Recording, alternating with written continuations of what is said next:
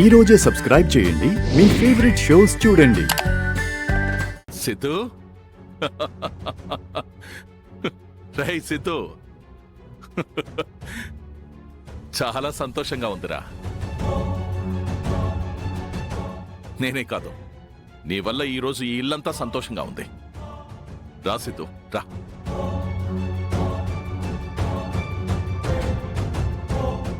కూర్చో సిద్ధు.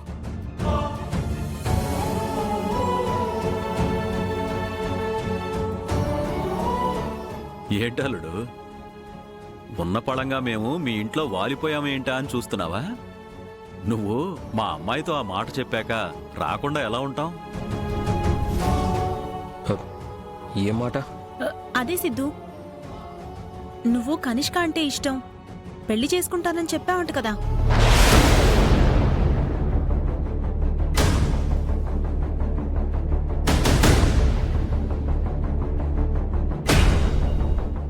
రై సిద్ధు, నువ్వెందుకీ నిర్ణయం తీసుకున్నావో నాకు తెలుసురా. నీ తండ్రి రాజకీయ భవిష్యత్తు గురించే ఆలోచించుంటావని నాకు అర్థమైంది.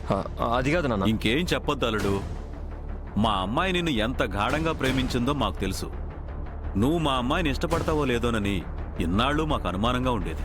కానీ ఈరోజు నీ మనసులో మాట మా అమ్మాయికి చెప్పాక మా అందరికీ చాలా సంతోషం వేసింది. అంకుల్, ఒకసారి నేను చెప్పేది వినండి. ఒరే మనవడా, నువ్వు అలా కాదు ఇలా కాదు అని మాట దాటేయడానికి ఏమీ లేదు.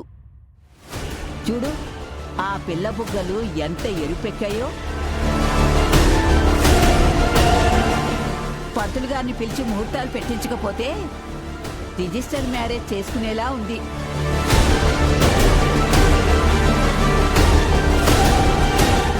రే సిద్ధు, ఒక మాట మాతో కూడా చెప్పొచ్చు కదరా, కనిష్క అంటే ఇష్టమని.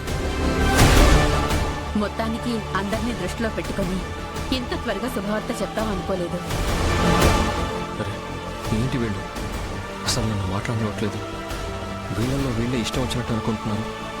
కనిష్క నేను పెళ్లి చేసుకోవడం ఏంటి? రై సిద్ధు, ఈరోజు నాకు చాలా సంతోషంగా ఉందిరా, చాలా సంతోషంగా ఉంది. నీ ప్రేమ ఈ తండ్రి రాజకీయ జీవితాన్నే మలుపు తిప్పబోతుందిరా. నా కల నెరవేరబోతుందిరా. నీ వల్ల నా కల నెరవేరబోతుందిరా.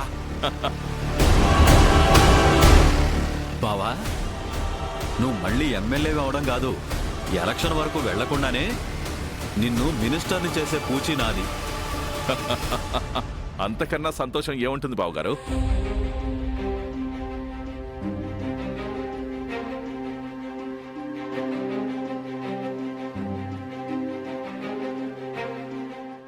నాన్న, నేను వెళ్ళి కాస్త ఫ్రెష్ అయ్యి వస్తాను. సరే సిద్ధు, వెళ్ళు.